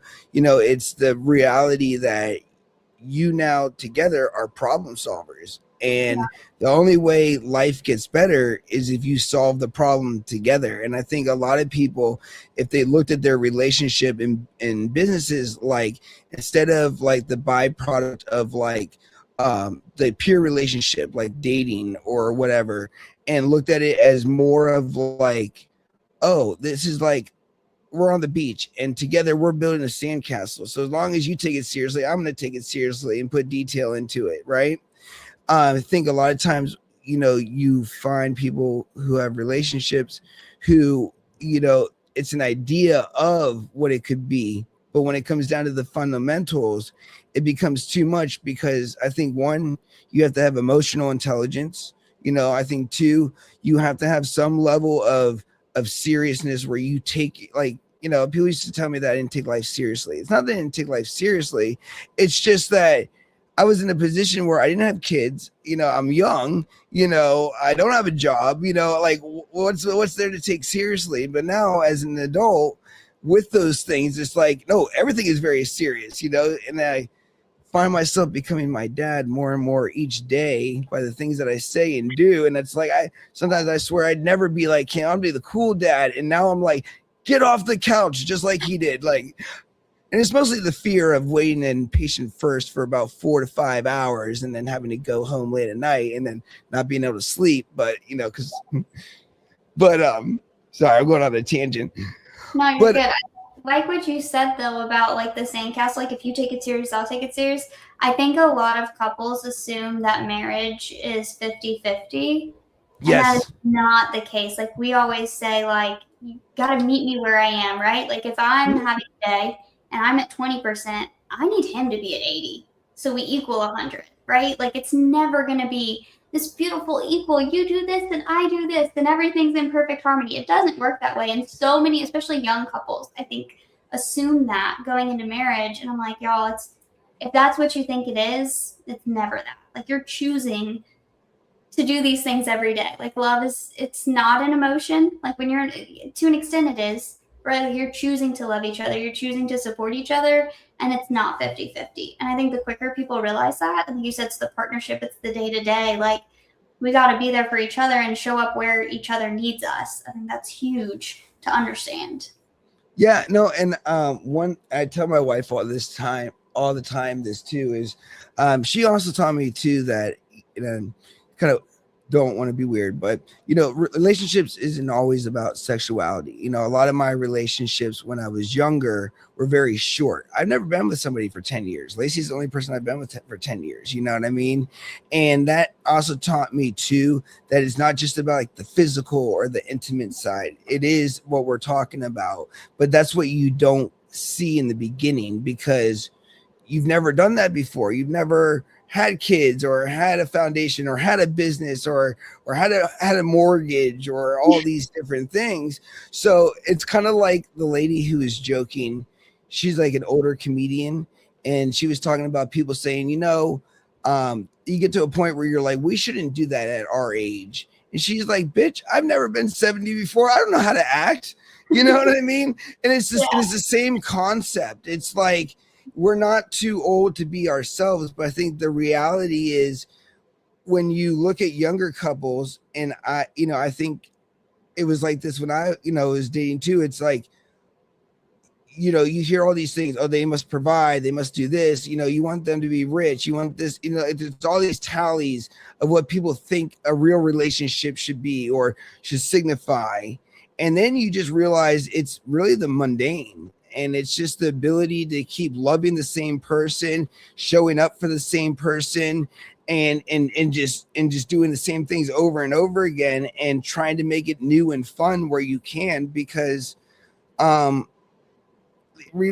isn't always fun. Yeah. And I think that's a misconception. So I'm glad that you brought that up because I just think if you're going to work with somebody, I honestly believe that your wife is the number one person you should work with, because who's going to care, or your husband, who's going to care more for you and your business than the person that's co-owner and has to face you every night if it's going to shit? You know what I mean? Like, the employee or the owner gets to go to the bar and you can't hound him after work, but the wife or the spouse, yes, we're going to have a talk when we get home. Right. What the hell were you thinking? Right. Have those conversations. So when you look back now, from where you guys were when you first started dating to now, what would you say the biggest thing that has helped you guys get through some of the hardest things? Like, where would you say that you've really found yourself saying, wow, I can't believe I'm actually getting through this and acting the way that I am? Yeah, I think part of it is, again, the open communication that we had with each other on like how we're feeling, right? Like the hard conversations, not the you hurt my feelings. What's the business doing this month? Is this business sustainable? Like, we had a moment years ago where we had no business for a month in our coatings business, like not a single job. And I'm like, we got bills to pay for the business. We got bills to pay for our house, like our family. We had we had a newborn at the time, other kids too. And I was like, having those hard conversations of what does this look like and what are we doing? But having them rationally, like that was like, okay, wow, we're like, we can do big things, right? Like we can have the hard conversations that like helps us get through. But also a big one for us is just our faith. We're very heavy in our faith, and we very much like rely on that. And I think being able to do so and see it work out, right? Like see where God has provided for us and where we have been taken care of. And not to say it was easy. I'm not like, oh, we say a prayer and then it's like, oh, wonderful, God took care of it. No, like we're putting in the work and we're doing the things. We also trust it's gonna work out, right? Like one way or another. And it doesn't always work out the way we want it to. And I know like a lot of people assume that like, Yes. oh yeah, it's gonna work out. Working out doesn't mean it's the answer you wanted, but it means that your bills are paid and your family's healthy and things are happening, but you still might not have all the money you want, or you may not be going the direction you want, or you might have to let go of things. Like that's a huge piece of like there's sacrifice still involved. But when I look back at all the things that we have been through, personally and professionally, and our business especially, like being able to have the communications and have the faith, trust that like it's gonna work out. I mean, those have been really instrumental for us in getting through things. Yeah, I 100% agree. I speak to God every night. I'm the type of person where I kind of respect all religions unless they're trying to hurt me, or maybe join a cult. Right. I've been watching a lot of Netflix documentaries, and I know about cults. Kind of want to have one. I mean, people will sign over their house to you. They'll sign over their wife. Like right. You get their money, their insurance, and it's like, damn. I'm just kidding. I wouldn't do that. I don't like being in charge of too many things. All right. I just want to show up, get paid, and then, go hang out at the beach or with my dogs or something, or my son. Yeah. But I think faith is a big thing. And, Steve Harvey says that the problem with most people is people don't know that God delivers on Faith Street all the time. The problem is you can only pick up your mail on Faith Street. So unless you're on Faith Street, you're not going to get your blessing. You know what I mean? And, he looks at people that are like that. And he's like, you know what, God, I'll pick up his too when I come next week. You know what I mean? Because I know he's not going to use what you have for him. And not that I'm like some religious person. I'm not. I mean, I've been confirmed and baptized in the church. And with what I do with the nonprofit is through like hospice and a little bit of chaplaincy, a crisis response. So with the hospital, I'm actually trying to become either a deacon or some type of an official. So this way, when I do my hospice visits with Honey, let's say like somebody is passing away, or like let's say somebody does pass away, right? I could deliver, the word of God if they wanted, and be able to have the authority to do that, and and be nominated by like a church or something. Not because I want to be closer to God. It's just I kind of have a calling, and that's what the whole nonprofit's about. And with that being said, one thing that I have found, and I'm sure you would totally agree, is being grateful also helps you get to where you want to be. And sometimes it's very hard to be grateful, because I know in my case, depending on what happens in my business, also determines how I feel about myself and how I feel about life and what's going on, and if I'm happy or if I'm sad or if I'm frustrated or angry. And a lot of times we take these things so personally, but at the end of the day, like, the quote says, it's just business. But sometimes it's very hard to be able to put up that front that says, you know what, I do believe that this is going to get better when the bills pile up and businesses slow down, or I do believe this is going to get better when you've hit a major challenge in your business and you're like, I don't know. You know what I mean? Like, we don't know that. I don't know the answers. And I think a lot of times, if you don't have faith, if you don't have somebody that supports you 100%, what do you got in this world, let alone a business? You know what I mean? And that's why I think it's so important for people to realize that, especially in healing and in business, it's really about community and who surrounds you and who believes in you. And biggest thing is, do you believe in yourself? Because I will say there are times where I don't believe in myself. There are times where I speak very negatively to myself, to the point where if I was somebody else, I might punch myself in the face. You know what I mean? But at the end of the day, like you and I and other entrepreneurs, there's no boss to shit talk us when things are going wrong. We have to be the good guy and the bad guy to support that discipline, to make sure that we are actually doing things, because there's a difference between being busy and actually productivity and growing your business, because anybody can be busy. You know what I mean? Is my life changing? Can I support the people that are involved in my life? And, you know, I think one thing too about being a parent is that's kind of one of the most heartbreaking things, because if it doesn't not just work out for you, now you got to explain it to the kids. Now the kids' lives change. Now the whole lifestyle of everything that you have built so far changes. And, you know, that scares the shit out of me. You know, I think that's probably one of my biggest fears with business is you can do everything you can. You can slave yourself away to your business. The problem is the business will never love you back. You love your business. You know what I mean? And that's the heartbreak, is you can do everything and still wind up with nothing at the very end. And I think that is the biggest like punch in the gut, because it's like at that, once again, like we talked about being validated as far as like, oh, you can't help me, or, you know, you don't know this information. It's like to end up with nothing and then to have nothing. I think that's probably the biggest fear for a lot of people, why they don't. You know, it's kind of like it's better to have loved and lost than, you know, than never loved at all, you know, kind of statement. And I think a lot of people are like, I couldn't subject myself to that because I couldn't deal with the reality of realizing that maybe it wouldn't work out for me. And I think that's where entrepreneurs and people that truly have a sense of faith and ability to say, well, I could gamble in the casino or I could gamble in my business. You know what I mean? Which one's going to pay out sooner, you think? You know, sorry, another tangent. I started going, you know what I mean? Yeah, but that's good though, because I think a lot of times everyone's so focused on the end result, they don't think about what am I learning on the journey as I get there, and what am I learning on this journey that I need to learn to get to the end result.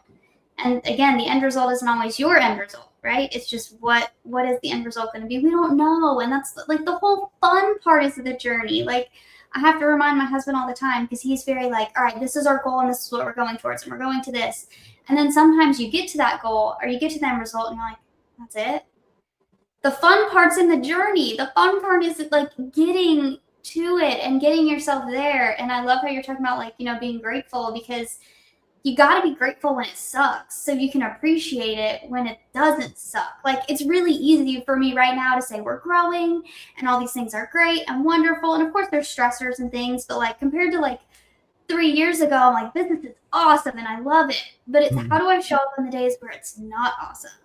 Still have to be grateful for the clients who are still here and the people who are supporting me and the team that still shows up. Like, if you're not grateful when it sucks, how can you be, you know, grateful when it's good? Because like you have to appreciate it at all times, and you have to appreciate the journey. Because at the end of the day, tomorrow's not promised. I may not wake up tomorrow.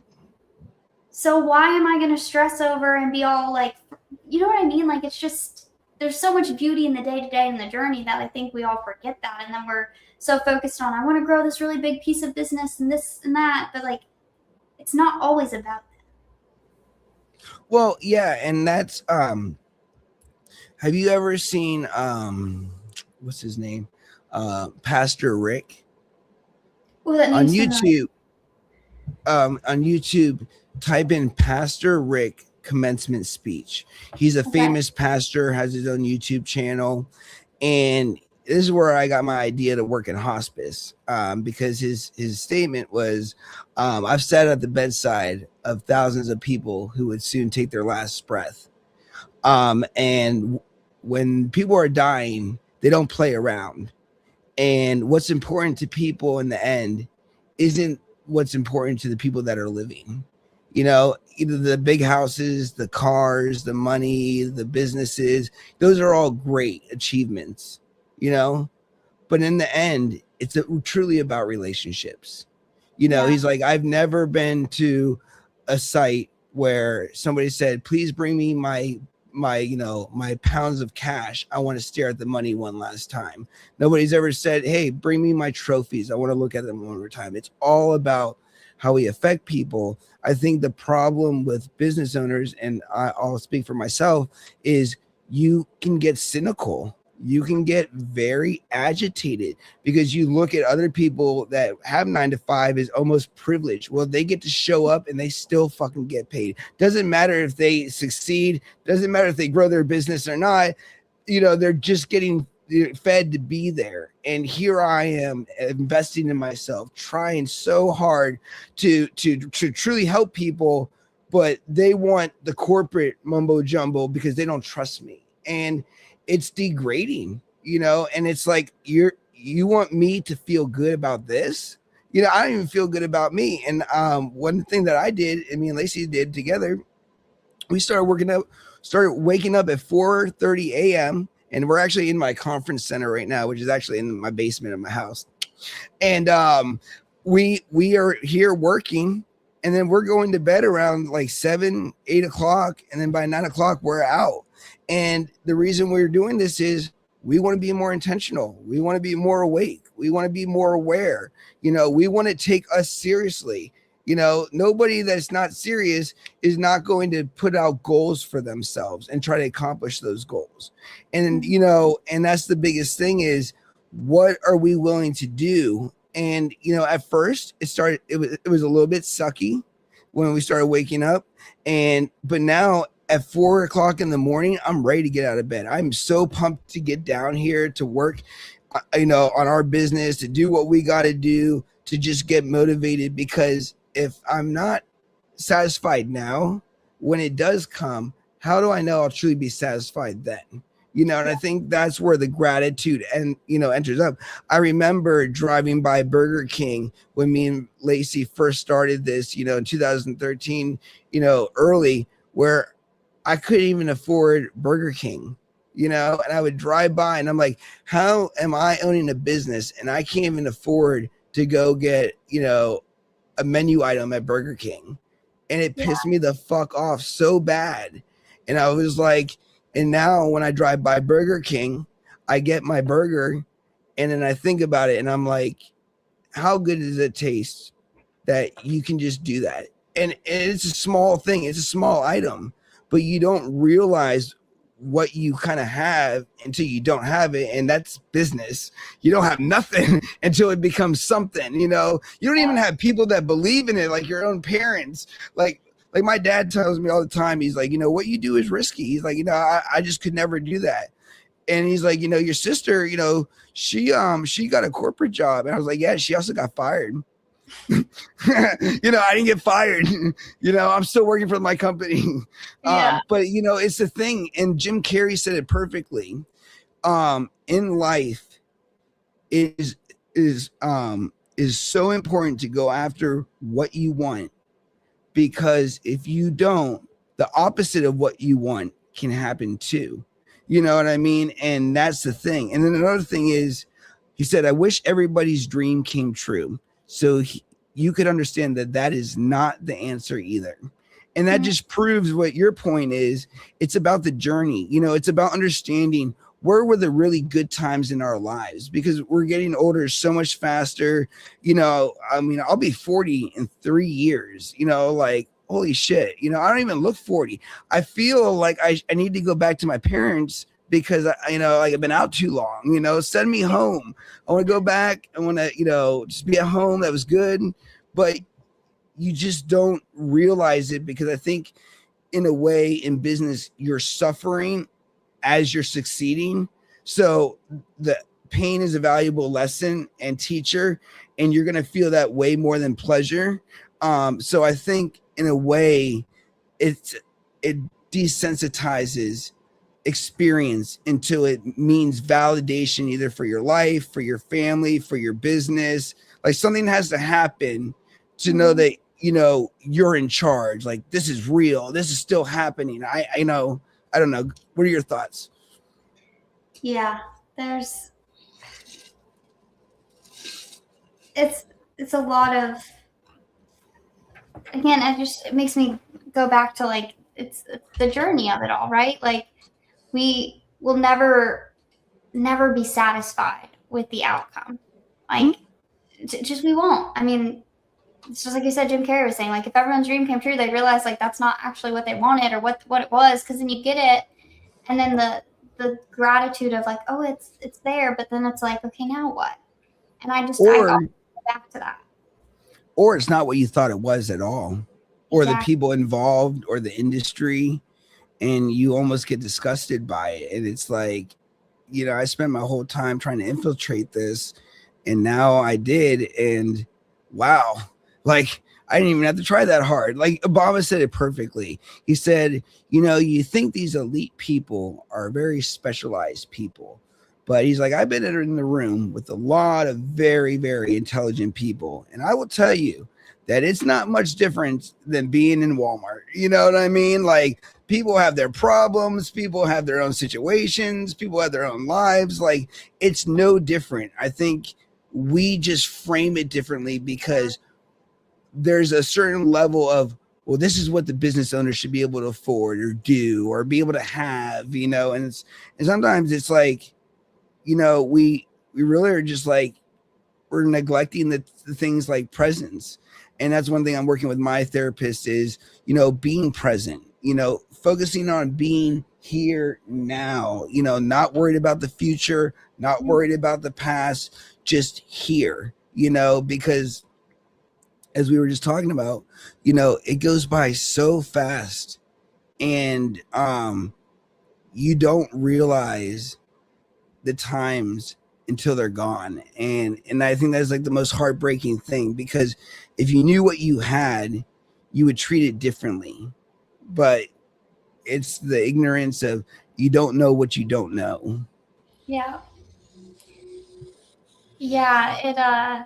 It makes me think of like kids. Like you see how quick they grow. And so it's like, okay, what just happened? Like we're about to potty train our last kid. And I'm like, one, I'm super excited. But on the other hand, I'm like, that means no more babies, right? It's a season that you're moving out of. It's the same is true with our businesses. We don't realize like we made it through the thick of it until we look back and we're like, oh, we survived that. Okay, cool. And now we're like on the up and like, okay, we're looking for the next, what thing is going to blow up next? What's instead of being like present in it. And I think that's a shift I've also been working on is like, how do I be more present? My husband does a phenomenal job of he is very present wherever he is. People compliment him on it all the time. They're like, you are so present when you're someone. Like I feel like I'm the only person in the room that you're talking to. And he does a phenomenal that's an awesome compliment. It is. And I'm like, can you teach me a little bit more of that? I feel like I do a good job, but also as a mom, there's a lot of distractions, and especially when the kids are around, right? Because it's like the kids need you, but like we're teaching them patience and to wait, but then it's like, so I feel like that flows into like the other things that I do. I'm used to just kind of jumping a lot. And so I'm like, oh, okay, like, no, Courtney, be present. Like we're here, we're not like the email, the text, the phone call, like it's not an emergency. But I feel like you're almost wired to be that way. I feel that way at least. Oh, no, you are. Yeah. And that's one thing. Like when I was younger, I would stay up super late, get up super early, and just like be on the go 24/7. And one of my friends who owns a business was like, dude, I don't know why you do that. He's like, if I did that, I would lose my fucking mind. He's like, you gotta be able to turn it off. Like, because life isn't about, chasing everybody. But the problem for me, and I know it's for you and other business owners, it's like we tend to look at people as, Oh, so you have a business. Hey, I would love to help you. And it separates. I think sometimes people can perceive you also a little bit more as like a little bit more transactional when you're Mhm. not, when you're actually trying to be relational, and people think that, you're just about like the transaction and making the business happen. And it's like, I'm not, but at the same time, every moment that I'm introduced to somebody that I could do business with, it is my job as the owner to see that through and to see if that's an opportunity. And Yeah. one thing for me, it affects my way of like maybe having relationships with people, where it's with like friends, for instance, like how do I keep treating them like a business owner, but also treat them like a friend without blurring the line where, hey, now we're doing favors for each other, and now, it's not transactional because we're just hooking each other up with Yeah. whatever, you know what I mean? What do you do with that struggle? Like, how do you keep like a fine line between like trying to actually engage people personally versus like business wise, especially if that person is the same person? Yeah. I think it comes down to the communication of it. And so I'm just, again, very straightforward. So, for example, I have a really good friend. We're working on some things together, but then like we also have separate businesses, but like we refer people to each other all the time. And like she asked me for help setting up some ads the other day. And she was like, okay, well, what do I owe you? Respectfully, I'm like, girl, this is me doing it for you as a favor. Like, I'm here to help you. You don't need me to maintenance the ads. I'm not going to charge you to set them up, right? Like, let's sit down and have lunch. But she makes connections for me all the time. So I see it as like, depending on the person, of course, but I'm assuming if this is like a real friend and then also like a business connection, right? Like we are constantly overlapping the two. I see it as like depositing into a bank, right? Like we're both putting deposits in, and then sometimes we have to ask for the withdrawal. So it's like, hey girl, I can't do that one for you for free, or I can't do that as a favor. Not that it's expected, but like that would cost this. And it's just the straightforwardness of it, right? Like we can remove the emotion from that side of it because we Mm. both have businesses. And I think if someone truly does own a business and they really are a friend, then they'll understand that sometimes we just do things to help each other out. And other times it's oh no, yeah, that would cost this. And we had that exact conversation at lunch yesterday. We talked about, I did stuff for her for free. She's helping me set up an account on something for free, like kind of consider it a barter, whatever. Yeah, And I then, trade all the time when it's worth it. yes, I'm a huge fan of barter. But then we also had conversations around like referring to each other in that same moment and doing work together. So, hey, you need help with X. Okay, cool. I'll hook you up with that. Send me everything you need. Here's how much it will cost. So we literally went through like all three iterations of conversation in our lunch. And I think it was just as simple as just keeping the openness in the conversation there of like, this is what costs, this is what doesn't. And I would probably offer the same thing I offered her to other people who they just needed some help. I'm not going to do it for everybody. But again, she literally just didn't know where to set up the ad properly. And I'm like, this is how, like, it could be an email to somebody to explain it. I could do a live on it in 3 minutes. So I'm like, if I'm willing to give that information away for free, like, I'm not going to charge you for that. Yeah, no, I totally agree. Now, how do you deal with it in a social? Well, I guess what I more meant was in like in a social setting. Let's say you and your husband are out to dinner, Okay. and during dinner, you meet another, couple, and you conversation starts, and they're like, "Oh, we own this business, and we're actually doing this, and we need that," and then just like me and everybody else, radars go, wait, you need something? Yeah. That's me. What do you need? And how do you keep the relationship where you don't lose the sense of like the personal aspect? For instance, like sometimes you get excited that they might be a great potential client, but you also want to treat them like a normal person, so you don't look like you're just trying to sell them, but you're also trying to get to know them as a person, but you also still want their business. Yeah. That's a tricky one for me. Okay. So I kind of have this same approach for prospect clients as I do like people I just randomly meet off the street that I didn't know they own a business, right? So my thoughts are, tell me about you, tell me about what you do, blah, blah, blah. You know, we talk about your business, you know, the nuance of the initial conversation. I'm like, oh yeah, I could totally help you with that. If you're open to it, let's set up a time, we can talk deeper, whatever. Pitch my services, however I do it, but I do it from a very personal lens. I'm like, tell me about your business, because I want to know I can actually help someone. So if I can't actually help them, or if it just doesn't make sense, it's not a good fit, it's just like, oh yeah, I don't think we're the best fit for that, but here's this. And then I tend to just kind of keep relationships open in the sense of like, I just continue to follow up on a personal level, right? So I have friends who I pitched my services because we were referred to each other. We knew each other, again, from mutual friends. And she's like, I think I might need marketing. And I'm like, yeah, okay, cool. We sat down. We had the whole formal, you know, conversation of like, this is what we do, how we help. Tell me about you. Tell me about your business. And she's like, I just don't think it makes sense financially for us right now. And I'm like, I respect that. If you feel any hesitancy in the financial realm, please do not bring me on, because I don't want to be a burden. And then the friendship becomes a burden, right? Because of that financial burden. And we see each other all the time. And I'm like, oh, how are things going? Because I know she's like doing the marketing herself.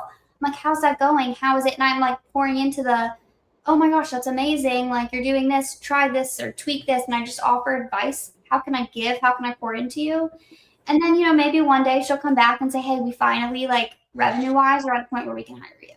But I still value her as a friend and not just the business. So I think it's like, how do you value people as a person, and approaching it that way? And I know it's kind of similar to what I also just said, but that's just really how I approach it. And I think it seems to work. No, I like that. We're in the same mindset. I try to keep an open line of communication, because you don't know. Sometimes you have these clients in very similar to yours where they couldn't afford you at one point. You totally forgot about them because, life moves on. We're dealing with a lot of people here. And then all of a sudden, 3 years later, you get a call that says, hey, man, I don't know if you remember me, but, I'm totally ready to do the service now. And we've grown exponentially, and I've been following you ever since. And, I'm ready to do it. And you're like, wow, I never thought, they would ever call me back. Yeah. And it's kind of like one of those things. It's like, oh, so they weren't wasting my time. They weren't where they needed to be yet. And it's like, oh, Yeah. okay. I feel a little bit better about you now. No, I'm just kidding. Now I charge you double. No, I'm just kidding. Right. Right on up. Sorry. Yeah, no, it's like, yep. So you're doing well, huh? Okay, so that's times 2. Oh, you got a Bentley? That's times 3. Tell me more about your life. You're going to overseas? Oh, that's times 6. Right. But that's the problem too, is everybody thinks that the business owner is the one that is the money guy. And it's usually, when you talk about cash flow for most businesses, is not the thing, and that's why some people are like, oh, well, I thought if you're a business owner, you do the X, Y, Z. And it's like, yeah, I don't know where all this mythology comes from of business ownership, but it's not what you read online, kid. It's a very cruel place. It'll bring you to I almost want to start with the Rocky speech, when somebody's like, oh, I want to start a business. And it's like, it's a very cold place. It'll bring you to your knees, kid. 100%. This is kind of like the small, sad violin in the background. Yeah, what we do is insane. Like the things we put ourselves through just to not work for somebody else. But at the end of the day, it's like, oh, that's a lot of fun. So if you like, pulling your hair out 7 times a day and being frustrated and always feel like you're behind, like, it's great. Yeah, but when I think about it too, people may have more control, let's say, as like a career person, of like their finances, where each month they know they're putting 20 grand in the bank in savings, right? And they know that each month it's automatically going to their savings, right? And I get that, but I also think so too, that we have to realize that I think when we kind of like sit back and relax and say, you know what, it is what it is. I can't control the things I can't control. I'm just going to let it go. And whatever happens, happens. I think sometimes the release and being able to mentally do that is where the magic and the faith comes in. Because sometimes you have to just put it up in the air. And it's like, and that's when me and Lacey first got together, we were actually kind of like a one night stand, which is kind of funny, right? And then she called me like a couple weeks later and said that she was pregnant, and she at the time had just broken up with her boyfriend. I at the time was on a break with my girlfriend because we were on and off, and it just happened to be the perfect timing. And at first, I wasn't with Lacey. So the first year of Logan's life, we were not together. We were actually in court, fighting each other in battles, and recording each other and using everything that we could against one another and running to our lawyers for everything. And one day, Lacey told me, she's like, she's like, you may not want to give this a chance. Because we didn't know each other, it was just one of those things where it happened in the moment, right? And she's like, you may not want to give this a chance, but one day you're gonna want to know what it would have been like to have been a real family. And she said that to me, and she said that she let go of it. She said whatever happens. She was done fighting me, everything like that. And I was like, yeah, she's right. I wouldn't know. And I think that's the biggest thing with entrepreneurship, to tie this back, is you may not know. You may think it's dumb, but remember this: Tesla first built the electric car not because it was sexy, because they wanted to prove that they could make an electric car. They actually thought that the car would fail and nobody would buy it. Right? So they went in thinking that this is going to fail, but they wanted to prove a point, and that's kind of the thing too, is where if you have any type of belief or any type of like urge to do something, you should attempt it. Because one of my famous quotes that I say all the time is, the graveyard is the richest place in the world. And that's where everything goes to die.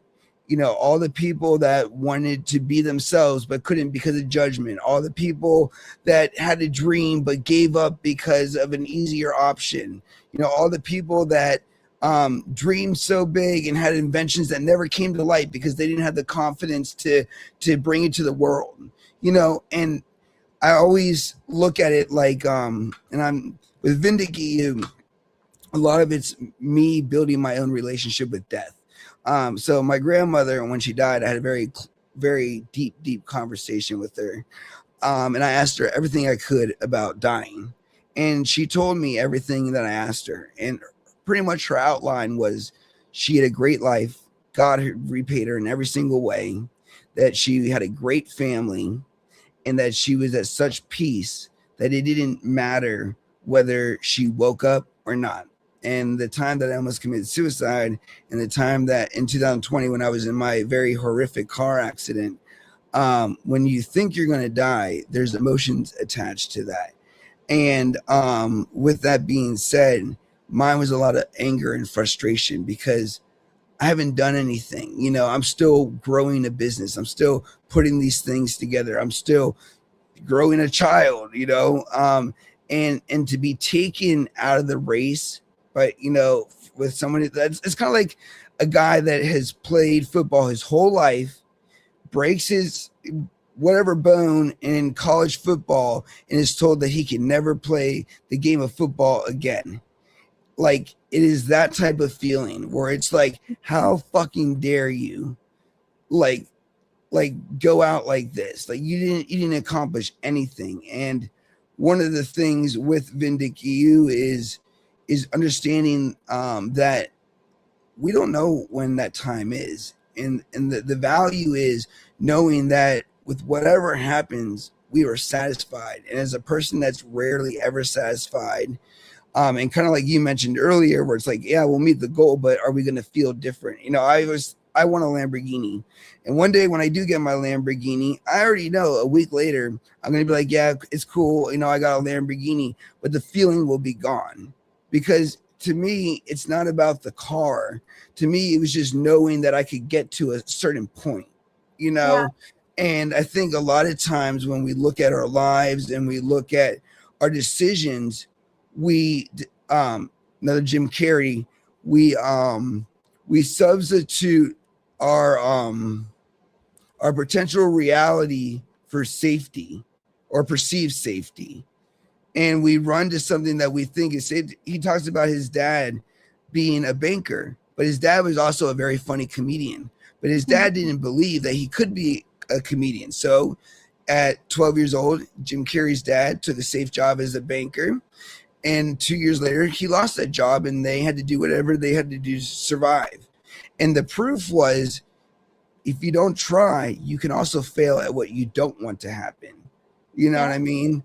And that's why, like, it's kind of like flying the plane. Like, if we're going to crash, I want to be the one flying the plane, because then I can't be mad at anybody else because I was behind the driver's seat. That was my fuck up. I'll take responsibility. I just can't accept the not knowing. Yes, 100%. Like, I struggle to put my faith in some random person in a 9-to-5 that they're going to be able to provide for me and my family and make sure that we're good and we're all taken care of. Like, at the end, like exactly you said, I'd rather be the one to take it down than for some random person to have that level of control over my family, because it does feel safe. To a lot of people, it feels safe. And obviously, there's a very important role of people who have a 9-to-5 and employees in our workforce and our economy. Like, I am not saying that, but not everyone's made for it, right? And so I don't want to put all my trust in this, because I've seen so many people who do, and then they lose their job. I know so many people who, like, they thought they had this great safe job and they're going to retire from it.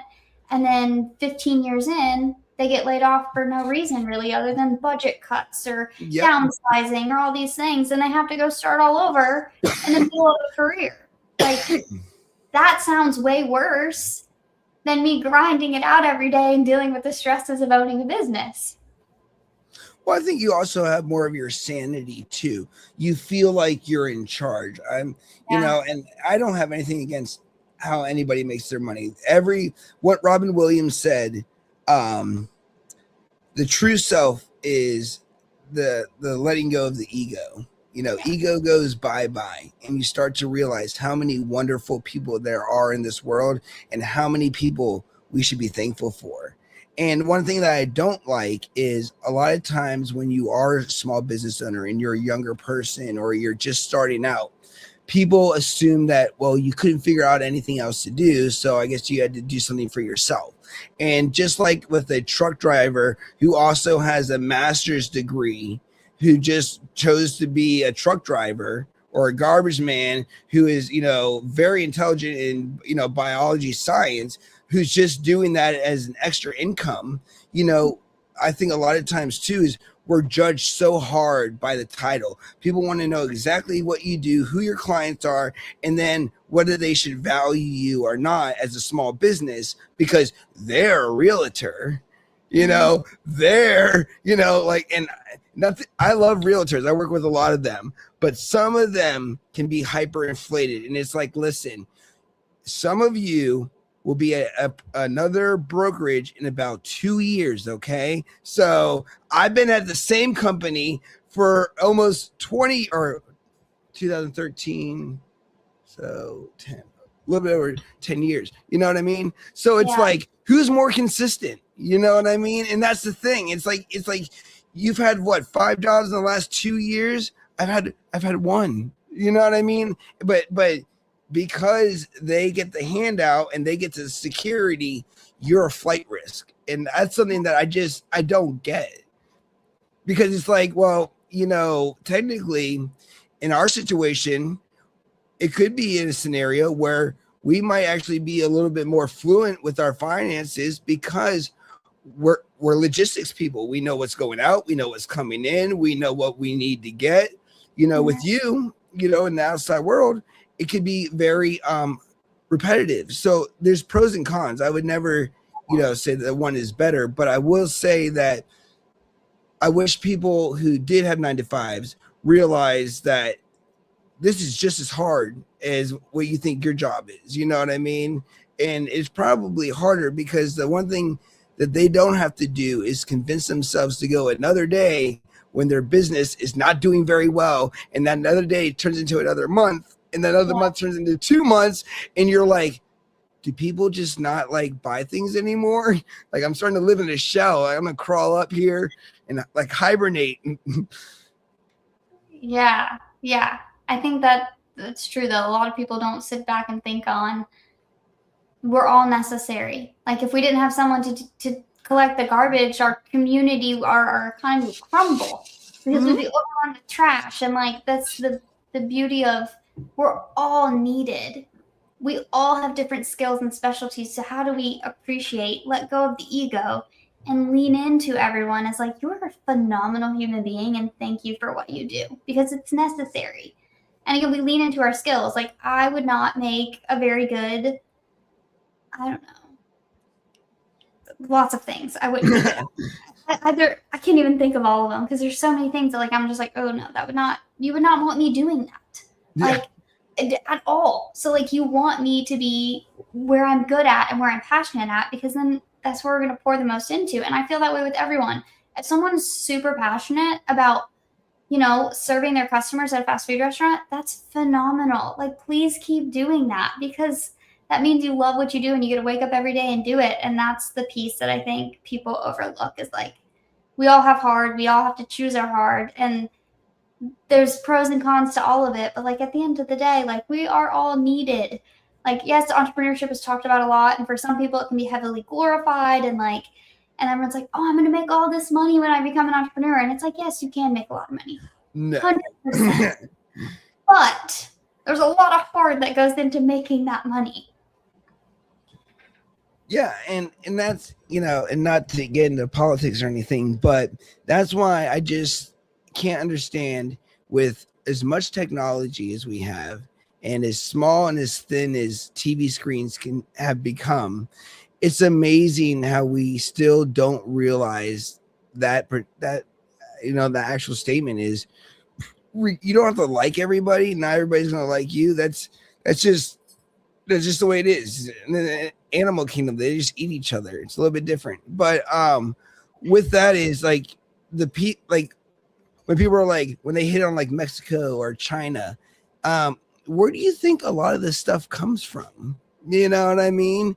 And in a world where we have so much greater things like natural disasters, famine, droughts, California fires, North Carolina flooding, it's like you would just think that it's less about control and more about understanding that if we don't work together, we'll all die because the people that control what happens to the planet and know what's happening to the planet, like, NASA, NOAA, National Science Foundation, to the people that are feeding your kids at lunch, to the, the teachers who honestly think should be paid more, we, like you said, we all play a role. But it's so funny because we become so judgmental. And that's why with Vindec EU, what you said earlier, and just with healing in general, whether it's like therapy level, which I'm not, I'm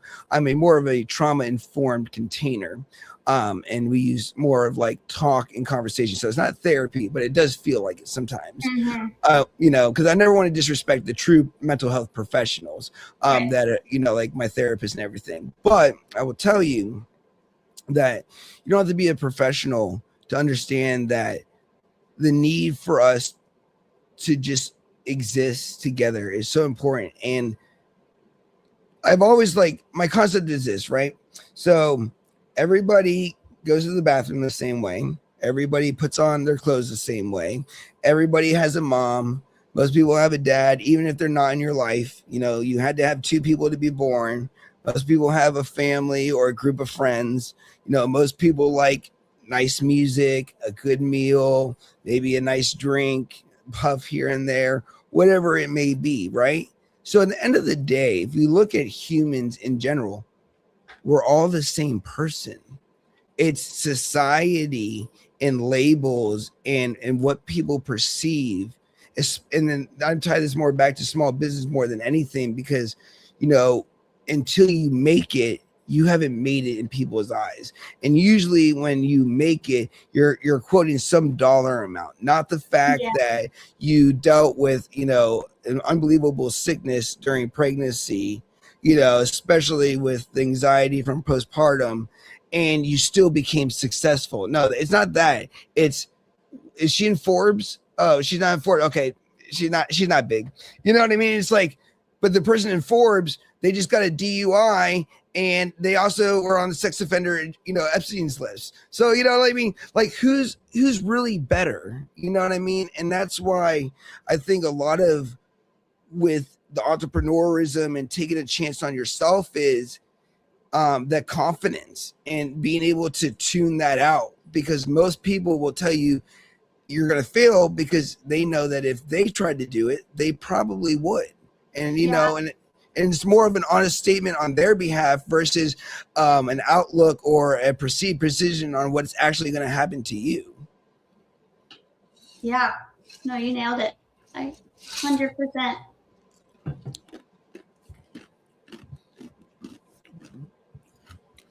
Yeah, I talk a lot. Sorry. No, honestly, it's good. I love it. I just don't like podcasts where it's like, okay, so Courtney, tell me about this. Okay, well, that's cool. Courtney, so I want to know a little bit about this. Okay, Courtney, I want to talk about this. And it's like, have a conversation, goddammit, talk. Like, you know what I mean? It's not a job interview. It's a conversation. Even the job interview should be a conversation. And I think that's one of the skills. And, you said your husband has a great ability to be recognized, for that. And that's a big asset, especially when you're dealing with people's trust, and their money. People want to feel validated. They want to feel heard and respected. And not everybody has that skill. And not everybody understands how valuable, like, for instance, in my opinion, you could have an okay product, but as long as you have 100% customer service, the client will usually be happy. If you have a great product and you have no service behind it, no matter how much they paid for or how much, they valued it as, it will never be as good, and it's just literally, that's why I've learned about just even with this, it's just like, it's truly just about connecting where there's no agenda. There's just conversation and the ability to understand somebody. And honestly, if we pay attention, learn. What do you think? Yes. I've been on a few podcasts in the past where it was just, they just asked me questions and I was trying to make conversation out of it. Right. Because I enjoy getting on podcasts and talking with people to learn and to share maybe a story or something, or some things that I know may benefit other people, but also learn about the other person on the other side and what they do and how they could benefit other people and connect with people. Like you said, it's about relationships. That's what I'm here for. And this one conversation I had, it was just question. Okay, great. Thanks for your time today. And I was like, that was a podcast? Because that didn't feel like that felt like an interview. That was weird. I don't want that. And it's not enjoyable. At the end of the day, especially if I'm listening to podcasts, I'm I want to hear someone's conversation. Of course, there's a little bit of structure. You go into it knowing some of the things you're going to talk about. But at the end of the day, we should be here to have conversation and see where it flows. Because you never know what someone's going to say that you're going to learn and be like, no way, tell me more. Oh, I relate. Mm-hmm. This is a perfect example. And we should start a universal series called Strangers Talking to Strangers. And it's kind of like with you and I, I've seen you on Facebook. I reached out to you, asked you if you wanted to be on. You said yes. And, we didn't get enough time in between to really get to know a backstory or a conversation to be had. It was just going off of, the pretext of the platform and being able to strike up a conversation. We've been talking in 3 minutes for 2 hours and we've never, ever spoke before. And that's the part of being present. That's the part of the healing, is knowing that I am I'm aware enough to be able to be emotionally available, emotionally secure. A lot of times, you talk to people and they can't handle that type of stuff, and it's too deep. Like my dad, for a perfect example, he's like, all the stuff that you do is way too deep for me. He's like, I'm a simple person. And I'm like, yeah, but you need to think about this stuff because one day you'll just be faced with it. And he's like, I'm the kind of guy that likes to go to work, come home, and I don't want to be bothered with anything else. And I totally respect that. But I just think that a lot of people don't or underestimate the power of conversation and really how big in business that really is the ticket to connecting with people, because at the end of the day, everybody's selling everybody at a networking event. And sometimes when I go to networking events, and that's why I have a love and hate for networking, because some networking you pretty much are networking the networking event by one-to-ones and having to bring people in and referrals and all this other stuff. Number two, when they say, oh, our chapter has made $40 million in transactions this year. And I go, is that the broker, the realtor, and the insurance guy down there? Because if not, I haven't seen a penny of that $40 million. You know what I mean? And I surely don't get any referrals. What I do see is, people that are in more of the textile type work environment succeed. Creatives like us, I feel like there's more of a little bit of a battle to be had than traditional services. But what I don't get is you care so much about your business. And this is one thing I always say is you want a Ferrari business, but you're showing up with money enough to buy a Toyota. Like, why wouldn't it be the other way? And it's like, oh, well, we already spent so much money on decorating the office. Like, nobody gives a fuck about your office. They need to see your office before they give a fuck about it. How are they going to see this? Oh, well, my cousin shoots videos.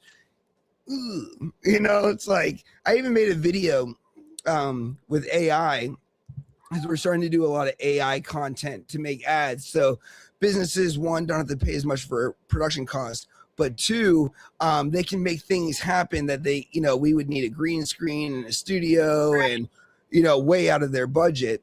And we have Budget Stefan, and Budget Stefan he's good, but he's not good at everything. And we were talking about, with like dental offices, how, he's great for shooting weddings, but he's never seen a live operation. And he starts puking in the middle of the situation and then runs out of the room. And, but that's the thing too, is what we develop along the way is not just a job. It is truly a skill set, and that's what I wish people understood is when you hire these external services that are creative or marketing, the right ones, it's just like a band that's played, empty shows for years, and then they just went viral and now 100,000 people. But what changed? Nothing changed. It was the same song. It was just the level of influence and what people perceived it as. And that's little mythology here for you before we get off. Is there's a violinist, and they did a actual test. Maybe you saw this on Facebook, and they took him. He's a world famous violinist. Put him in the subway in New York and had him play for 2 hours. Everybody just walked by him. Nobody stopped. Very next night, he played in front of 30,000 people. In front, an opera house. 30,000 people watched him for 2 hours, glued to him. What's the difference? It's where you're valued. And that's the biggest thing. And I think the thing I want to leave, and I'll ask you for a tip to leave, people, is if you are not valued where you are wasting your time. You will not get to where you want to be if you don't have people that think and believe that you can get to where you want to be. And no matter how much you convince them, how good you put your business together, how hard you try, when people have a perception of you, whether it's because you're young, whether it's boy or girl, whether it's pink hair, you cannot fight that. The biggest thing I think for like the clarity of self and others is finding your people. And that's one thing that I've learned the hard way, because I was one of those people who saw this person and I wanted them to be my client, and I wanted them to be able to do all these things for them, their business, and for the growth of mine. And we could do XYZ, and it didn't work out, and you just realize that sometimes it's an illusion and sometimes it's a real thing. You just got to be willing to just show up to see what it is. And I think that's the biggest thing that we've talked about tonight, is the ability to have the discipline to say, you know what, I set a goal. This is my goal. I'm going to accomplish that goal. What would you say your biggest advice to leave people with before we jump off? Yeah, I think it kind of flows into what you just said, but a big thing that I've been focusing on and pouring into other people about is it's okay to say no. Yes. If it doesn't make sense. We had a huge conversation about this yesterday, a group of us women in business, and a lot of people are people pleasers. They want to say yes to everything because it's going to benefit them, or they think it's the best thing for them, or they just really want to help that person. But every time that you do that, you could be hurting something else. So like one of the ladies said, every time you say no to something, you're saying yes to something else. You just may not know what it is yet. And so it's really, really okay to not take on everything, not say yes to everyone, and not help everyone. Like, you have to value yourself and your time, and you have to value the people around you. And even though they look like the dream client and they look like, oh yeah, that person's gonna be great, like you said, like they're gonna propel my business, I'm gonna propel theirs, it's gonna be wonderful. You don't know what's going on behind the scenes of their business, and you don't know if you can actually help them. So if you see a red flag, you should probably just stop and walk away from it, because it's gonna benefit you more in the long run. So it's okay to say no, and just remember that you do have value, and remember that your value is important, and not everything is let me figure that out for you. No, I love that. And last thing to add to that, because that is so valuable, you can fire your clients too. Yes, 100%. And I think that is like the most underused tool in business, especially when they don't value you, and they because and you'll probably agree with me, a great client is a client that says, hey, I need this service. You say, okay, this is what we can provide. They say, okay, how much? And then a great client will go, do you want a check? Do you do credit card? How do you want me to pay you?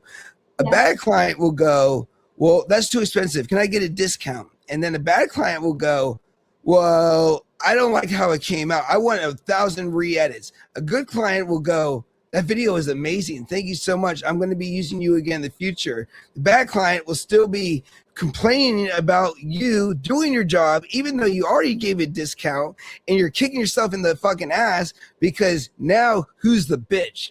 Like me or you? And because you either haven't gotten paid all the way, or, they're like monthly until the contract ends, you're stuck with them, so yeah, no, 100%. What you said is awesome. All right. So before we get off, is there anything that you wanted to say? I usually give the floor to the guest that to talk about or to mention before I wrap it up. I don't think so. I think we covered a lot. It was a great conversation. I really enjoyed it.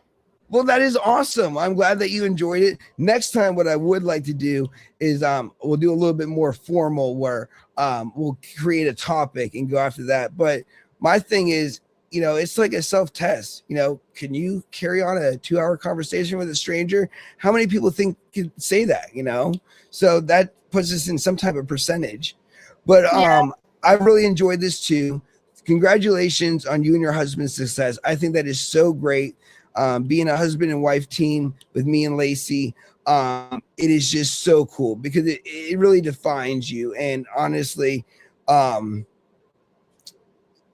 like we were talking earlier, it's just it'll change. The right person changes you, and you both have experienced that.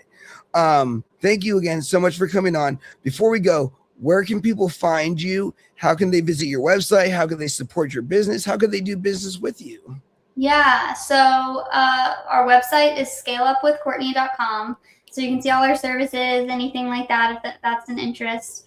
The best place to find me is on Facebook, and it's Courtney Boomer. I'm the most active there. I spend the most time there, and so that is the best place to find me.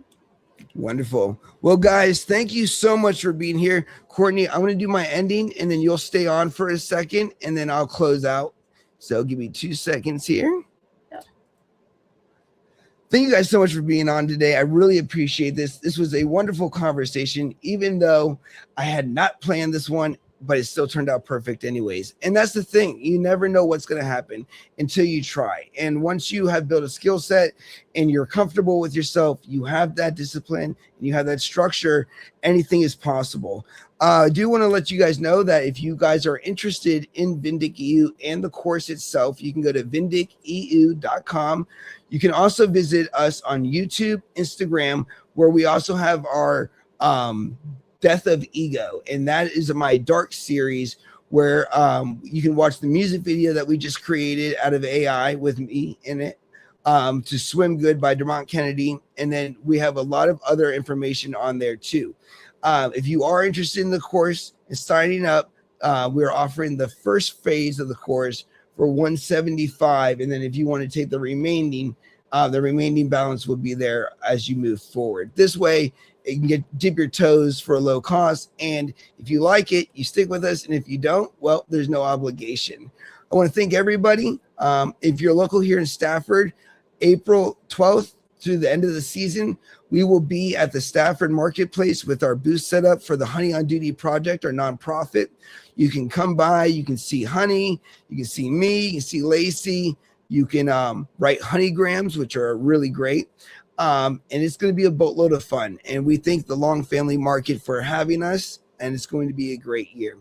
Everybody have a wonderful day, and we will see you guys soon. Where's my mouse? There it is.